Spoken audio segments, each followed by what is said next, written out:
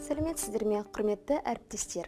Сіздердің алдарыңызда Павлодар қаласындағы химия-биология бағыттағы Назарбаев зияткерлік мектебінің өнер пәні мұғалімі Ергазина Алтын Қуандыққызы. Бүгінгі семинарымыздың тақырыбы музыка және қозғалыстағы бейнелер тарауын өту барысында қалыптастырушы бағалауды ұйымдастыру және өткізу. Семинардың мақсаты 7-ші сыныптың музыка және қозғалыстағы бейнелер тарауын өту барысында қалыптастырушы бағалауды ұйымдастыру және өткізу. Семинардан күтілетін нәтиже. Семинарға қатысушы мұғалімдер 7-ші сынып бойынша музыка пәнінен берілген оқу мақсаттарына сәйкес қалыптастырушы бағалау тапсырмаларының үлгісі мен қалыптастырушы бағалау тапсырмаларын құрудың алгоритмімен танысады. Қалыптастырушы бағалау дегеніміз не? Ол оқуды дер кезінде түзетуге мүмкіндік беретін оқушы мен мұғалім арасындағы кері байланысты қамтамасыз етіп, оқу үдерісі барысында жүргізілетін бағалаудың түрі. Қалыптастырушы бағалау түрлі әдіс-тәсілдер арқылы жүзеге асырылады. Мысал алғанда, ауызша немесе жазбаша тапсырмалар арқылы тәжірибелік және шығармашылық жұмыстар, жобалар, тест тапсырмалар арқылы жүзеге асырылады. Музыка адамның жеке тұлғалық қасиеттерін білдіруге мүмкіндік беретін бірден-бір тиімді құрал және қарым-қатынас тілі. Музыканы пәні бойынша оқу бағдарламасы келесі дағдыларды дамытуға көзделген. Оқушыларға қажетті білім мен түсінуді, дағды мен қатынасты қалыптастыру және кәсіпқой деңгейінде ойлану мен әрекет ету. Жеке және ұжымдық шығармашылық тәсілдемені, коммуникативтік және тілдік дағдыларын дамытуды, креативті потенциалын кеңейтуді, сын тұрғысынан ойлауды дамытуға бағытталған. Сонымен қатар, музыканың өзіне тән дағдылары бар. Мысалы, музыканы тыңдау, орындау, музыканы жазу және импровизация болып саналады. Музыка сабағында айтылып кеткен дағдыларға көп назар бөлінеді. Және осы дағдыларды дамыту үшін әртүрлі тапсырмалар құрастырылады. Қалыптастырушы бағалау тапсырмасын құрудың алгоритмі. Әрине, ең біріншіден оқу жоспарынан басталады. Оқу жоспарына байланысты тақырып алынады. Әр тақырыптың өз оқу мақсаты болады. Осы оқу мақсатына сәйкес қалыптастырушы бағалау тапсырмасы құрылады. Тапсырмаға сай дескрипторлар жасалынып, осы дескрипторларды қолдана отырып оқушыларды бағалайды. 7-ші сынып жаңартылған бағдарлама бойынша оқытылады. Бұл бағдарламаның ерекшелігі қалыптастырушы бағалау бағаланбайды, тек кері байланыс ретінде беріледі. Ал енді құрметті қатысушылар, 7-ші сыныптың музыка және қозғалыстағы бейнелер бөлімінің сабағына қатысушы болуға шақырамын. Сіздердің назарларыңызға қалыптастырушы бағалау тапсырмаларының үлгісі. Бұл тапсырма музыканы тыңдау және талдау дағдылары бойынша құрылған. Сабақтың тақырыбы: музыка мен фильмді зерттеу. Оқу мақсаты: пәндік терминологияны қолдана отырып, фильм мен музыканың өзара байланысын талқылау және талдау болып келеді. Бұл тапсырма жоғары деңгей дағдыларына бағытталған. Бағалау критерийлеріне келсек, ол оқу мақсатынан туындайды. Ал дескрипторлар берілген тапсырмасын талаптарына сай, нақты және түсінікті болуы керек. Ал енді атап өткен теорияның барлығын тәжірибе жүзінде көрейік. Білімдерімізді тексерейік.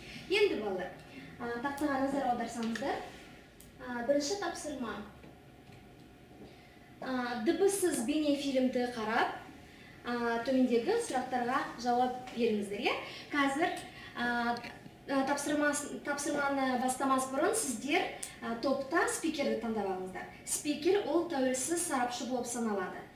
Таңдаңыздар, кім спикер болады сіздерде?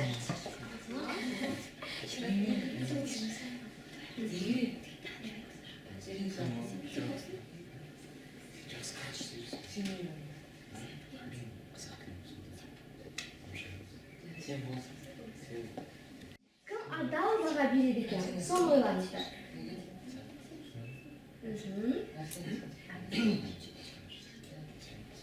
Жақсы, алдық па? Адал баға беру үшін, әділ баға сіздер топтарыңызбен ауысыңыздар, е? Спикерлер. Яғни спикердің міндеті ол топты бақылайды, е? Және де осы дескрипторлерге байланысты сіздер өз әділ бағаларыңызды қоясыздар. Жақсы ма? Сұрақтарыңыз бар ма, балалар? Жоқ, е? Қазір біз фильмді дауыссыз фильмді қараймыз, е? Дайынбыз ба? Жақсы.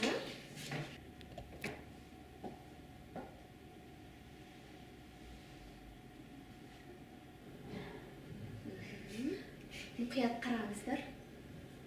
Қимыл әрекеті қандай, е? Қандай жанрға жатады екен фильм? Қандай кейіпкерлер?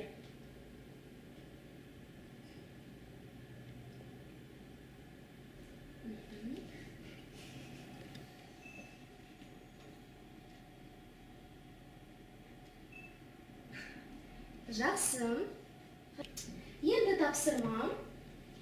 Сіздер төмендегі сұрақтарға жауап беру арқылы тапсырманы орындайсыздар, е? Сарапшылар, сіздер тұрып бағалайсыздар, е? Бірінші. Мұқият тексересіздер, қарайсыздар.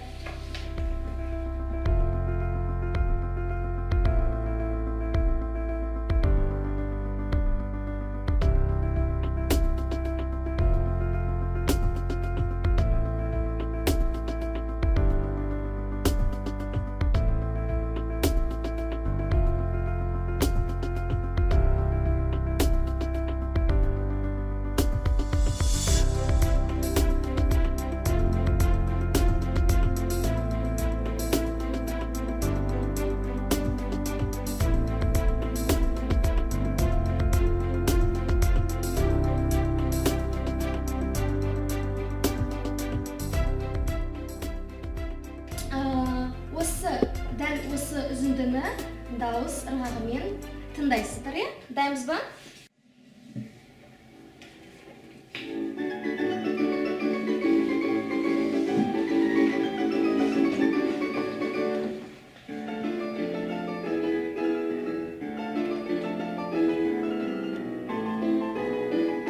Қандай жанрға жатады?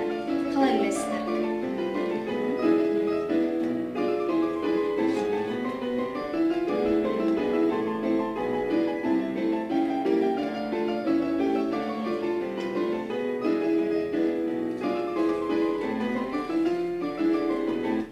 Жақсы, енді төмендегі сұрақтарға жауап беріңіздер, е? Яғни осы екі нұсқалы фильмді сіздер салыстырасыздар, е? Музыкалық сүйемелдеу фильмге қандай әсер етеді, е? Қандай өзгерістер болды? Жақсы.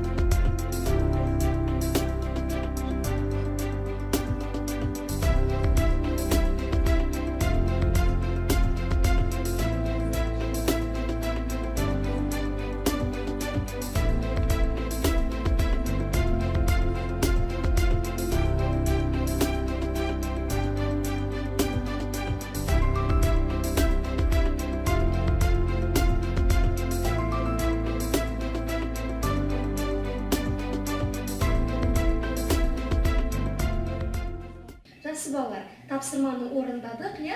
Енді осы фильмді қарап болғаннан кейін, осы екі фильмді салыстырып, қандай қорытынды шығардыңыздар? Музыка фильмге қандай өз әсерін тигізеді, қалай ойлайсыздар? Музыка арқылы біз кез келген сюжетті, оның бастапқы оқиғасын білмесек те, музыка арқылы, әуен арқылы біз кез келген сюжетті оңай және еркін қабылдай аламыз. Жақсы. Тағы? Сонымен қатар музыка және дыбыстар бұл фильмнің ең басты элементтерінің бірі болып табылады. Қандай жанрға жатады? Комедия. Комедия, жақсы. Қалай оны білдіңіздер? Өйткені кейіпкерлер олар бір қызықты іс-қимылдарды жасады. Жақсы, тағы да? Қарағанда күлгің келіп кетеді. Күлгін келіп кетеді, және де смайликтерді, көрдіңіздер ма? Яғни смайликтер ол комедия жанрға жатады. Тапсырмаға келетін болсақ, біз дыбыссыз бейнефильм мен дыбысты фильмді жай қарап қоймай, оларды талдау және қойылған сұрақтар арқылы фильмнің екі нұсқасын салыстыру болды. Осы тапсырма арқылы оқушылар фильмдегі музыканың дыбысталуының маңыздылығын және өзара байланысуын талдады. Фильмнің жанры мен кейіпкердің мінез құлқын, фильмнің сюжетін біле алды. Және де осы фильмнен алған пікірлерін, ойын жеткізе алды. Сондай-ақ тиімді әдіс тәсілдерді қолдана отырып, музыканы тыңдау және қабылдау, талдау дағдыларын дамыту.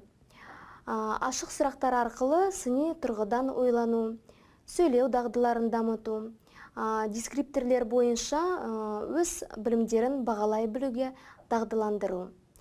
Оқушының танымдық қабілетін және бір-біріне деген қарым-қатынасын қалыптастыру болды. Бұл тапсырманы бастамас бұрын, мен оқушыларға спикерді тыңдауға ұсыныс бердім.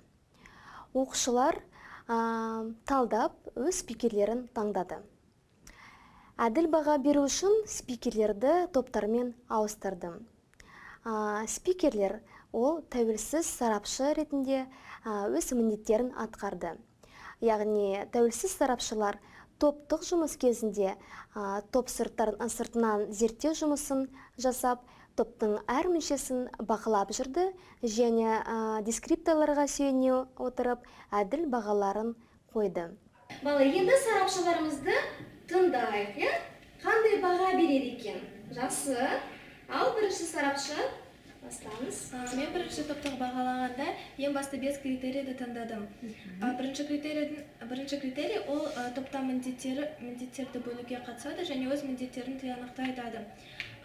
Үш оқушының барлығы өз міндеттерін бір-біріне міндеттерін бөліп және өз міндеттерін тиянақты атқарды.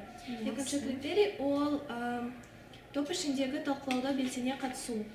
Үш оқушының екісі өз көз қарасын білдіре алады, бірақ та аңсат кейбір кездерде өз ойын айта алмай, белсене қатысқан жоқ. Осы топтың ұйымшылдығы маған өте қатты ұнады. Әсіресе Аружан өте жақсы белсене қатысты. Барлық критерийлерге сай өз жұмысын атқара білді. Әсем де өте жақсы топта жұмыс істеді, өз көзқарасын білдіре алды. Ал Аминаға кішкене белсенділік таныту керек. Топ ішінде талқылауды дамыту керек. Дамыту керек, жақсы. Және осы топта өте жақсы бағаға лайық деп ойлаймын. Жақсы, рахмет, керемет. Бағалаудың бұл әдісін таңдаған себебін тәуелсіз сарапшылар өз сыныптастарының жұмысын әділ бағалап, зерттеу, бақылау қабілетін дамыту және дұрыс шешім қабылдай білу басшылық қасиеттерін ашу үшін қолдандым. Бұл тапсырманы жазбаша және ауызша талқылауды сай көрдім. Оқушылар тапсырма бойынша қойған сұрақтарға жақсы және толық жауап берді. Осы тапсырмада Мұғалім кез келген фильмді таңдай алады.